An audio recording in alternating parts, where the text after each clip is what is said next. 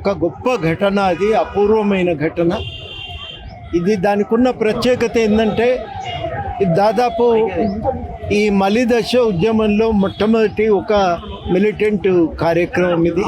ప్రజలందరూ Hyderabad tank bund మీదకి రావాలని పిలుపునిచ్చినప్పుడు ఆ పిలుపుకు స్పందించి మరి లక్షలాది మంది ఎక్కడికక్కడ తయారై హైదరాబాదు బయలుదేరింది. ఎవరికి వాళ్ళు గుంపుగా బయలుదేరితే మరి పోలీసులు అనుమానించి బస్సు దింపుతారనే భయానికి విడివిడిగా టికెట్లు తీసుకున్నారు, విడివిడిగా కూర్చున్నారు. బస్సులో ప్రయాణం చేసి హైదరాబాద్ వచ్చి ఎవరికి వాళ్ళు రెక్కి నిర్వహించుకొని ఆ రోజు ట్యాంక్ బండ్ మీదకి రావటానికి ప్రయత్నం చేశారు. ఆ రోజు మరి న్యూ డెమోక్రసీ పార్టీ నాయకులు మరి ఒక పెళ్లి కార్యక్రమం ఒకటి, ఉత్తుత్తి పెళ్లి ఒకటి ఏర్పాటు చేసి సికింద్రాబాద్లో అక్కడ ఆ పెళ్లి కోసం అందరూ వచ్చినట్టుగా అక్కడ అందరినీ పిలుచుకొని సరిగ్గా 1 గంట సమయానికి అందరూ ఒక్కటై ట్యాంక్ బండ్ మీదకి రావటం జరిగింది. ఆ విధంగా ఆ రోజు ఆ కార్యక్రమం పెద్ద ఎత్తున విజయవంతమైంది. ట్యాంకు బండ మీద ఈ కొస నుంచి ఆ కొస దాకా నిండుగా జనం మొత్తం మీద ఆ రకంగా ట్యాంకు బండ మీదకి అప్పుడు ఇప్పుడు కూడా అంతమంది జనం, లక్షల మంది జనం ఆ ట్యాంక్ బండ మీదకి చేరుకున్నది లేదు. అంత అద్భుతంగా తెలంగాణ ప్రజల ఆకాంక్షని చాటి చెప్పినటువంటి సంఘటన అది. తెలంగాణ ప్రజలకు ఉత్తేజాన్ని ఇచ్చినటువంటి సంఘటన. ఇక ఆ సంఘటన తర్వాత ధైర్యంతో ఏ కార్యక్రమానికి పిలుపునిచ్చిన ప్రజలు వచ్చిండ్రు. ప్రభుత్వము కూడా తెలంగాణలో ప్రజల డిమాండ్కున్నటువంటి బలిమిని, తెలంగాణ గరిమెను గుర్తించింది. కేంద్ర ప్రభుత్వం కూడా అంగీకరించవలసిన పరిస్థితి ఏర్పడ్డది. అందుకని ఒక అపూర్వమైన ఘట్టము. మిలియన్ మార్చ్ను కనీసం గుర్తు చేసుకుందామనే ప్రయత్నం గతంలో వీలు పడలేదు.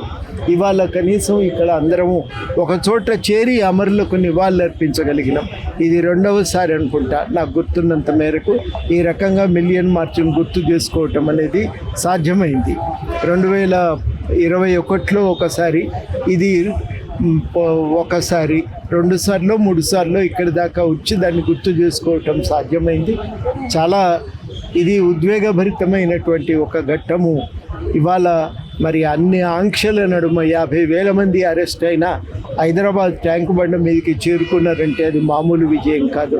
తెలంగాణ పోరాట పటిమను ప్రపంచానికి చాటి చెప్పిన సందర్భాన్ని గుర్తు చేసుకోవటం వెనకాల ఉండే ఉద్దేశం ఏంటంటే, మొదటిది తెలంగాణ ఉద్యమ చరిత్రను గుర్తు చేయటం, అది వక్రీకరించే ప్రయత్నాలను అడ్డుకోవటం. ఏ ఒక్కరి వల్ల రాలేదు, అందరి కృషి వల్ల, సమిష్టి పోరాటాల వల్లనే తెలంగాణ వచ్చిందనేది గుర్తు చేయటం. రెండవది, ఆ రోజు కొట్లాడిన అందరం కూడా ఒక స్పష్టమైన ఆకాంక్ష ఉంది. తెలంగాణ ఏర్పడితే ఒక ప్రజాస్వామిక అభివృద్ధి సాధ్యమవుతుందనే విశ్వాసం ప్రజల్లో బలంగా ఉందని శ్రీకృష్ణ కమిటీ కూడా గుర్తించింది.